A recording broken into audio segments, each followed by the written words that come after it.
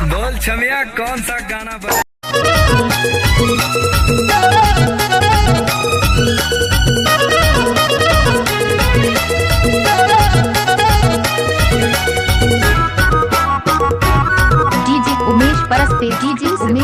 Exclusive महुआ के पानी पियाई डारे मुलायापन मायामा फसाई डारे धीरे धीरे।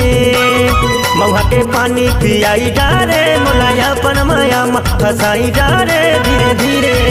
मुलायापन मायामा फसाई डारे मुलायापन मायामा भुलवाई डारे मुलायापन मायामा फसाई डारे। महुआ के पानी पियाई डारे मुलायापन मायामा फसाई डारे धीरे धीरे।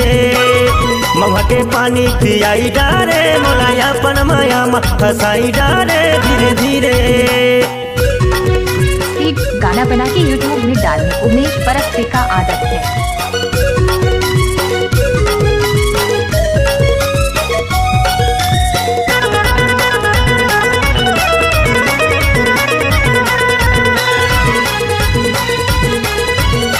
मिक्स बाय डीजे दुर्गेश परस्ते। रोज रोज आवत रही तोर गली पारा मा दारू लबा नवत रही खेत डहर झाला मा।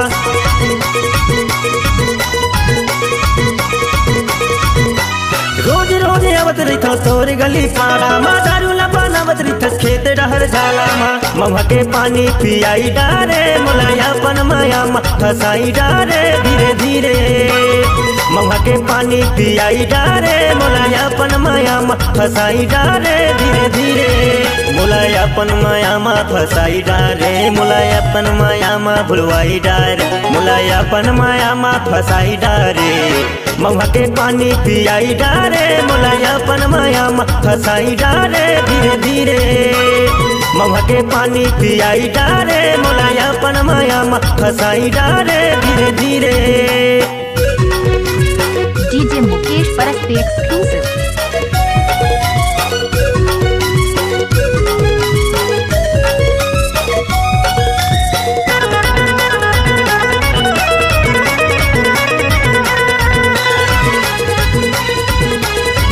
DJ Umesh Paraste sound in दौड़ी। जावन दे मोला रानी हो जाते समझाना चल जल्दी यहूँ रानी छोड़ माया फंगाना।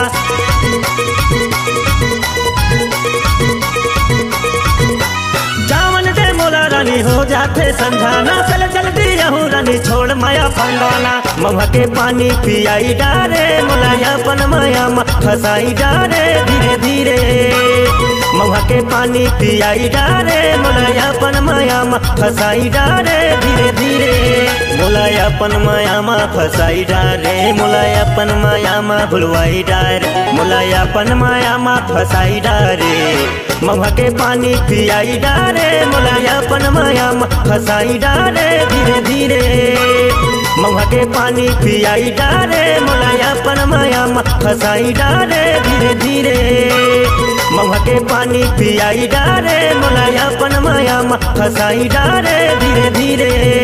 फसाई डारे धीरे धीरे फसाई डारे धीरे धीरे। डीजे उमेश परस्ते।